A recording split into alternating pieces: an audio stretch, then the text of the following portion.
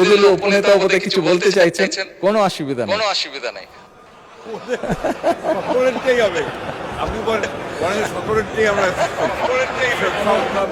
মাননীয় স্পিকার, এক মিনিট, একটু আগে ফরিদপুরে 1 আসনের সংসদ সদস্য এসেছিলেন, উনিও কিছু কথা আমাকে বলেছেন। মাননীয় স্পিকার, আমি প্রথমেই বলেছি এই সংসদ বাংলাদেশের মানুষের জন্য, এই সংসদ বাংলাদেশের জন্য।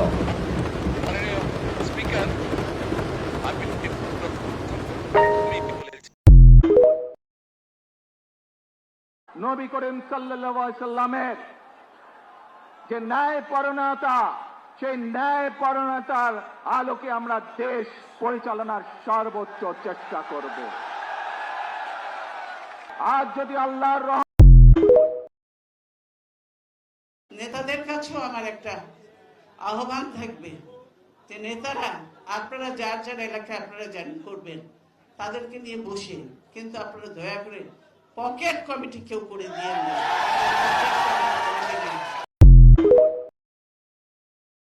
বিএনপিকে মবের ভয় দেখাবেন না, মার কাছে নানির বাড়ির গল্প করবেন না।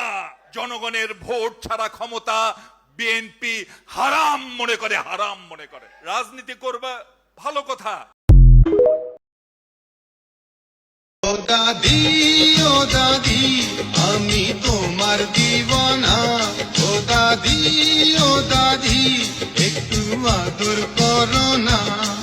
তুমি মাথা ঠান্ডা করিয়া নাও আমায় ঘরে তুলিয়া। তুমি মাথা ঠান্ডা করিয়া নাও আমায় ঘরে তুলিয়া। ও দাদি, ও দাদি, আমি তোমার দিওয়ানা।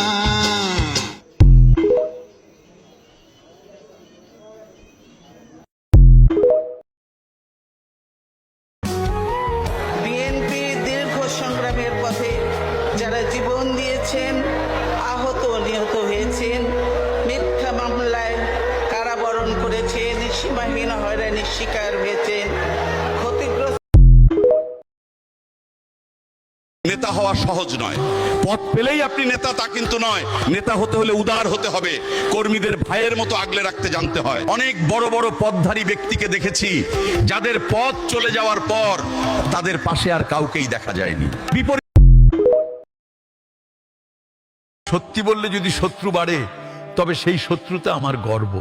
শত্রু নেই তার মানে তুমি কখনো ন্যায়ের পক্ষে দাঁড়াওনি। মনে রেখো, যার মেরুদণ্ড সোজা তার শত্রু থাকবেই, কারণ যেখানে প্রতিবাদ করা দরকার সেখানে চুপ থাকাটা ভদ্রতা। আমি বুকের ব্যথা বুকে লইয়া জাগিয়া কাটাই নিশি।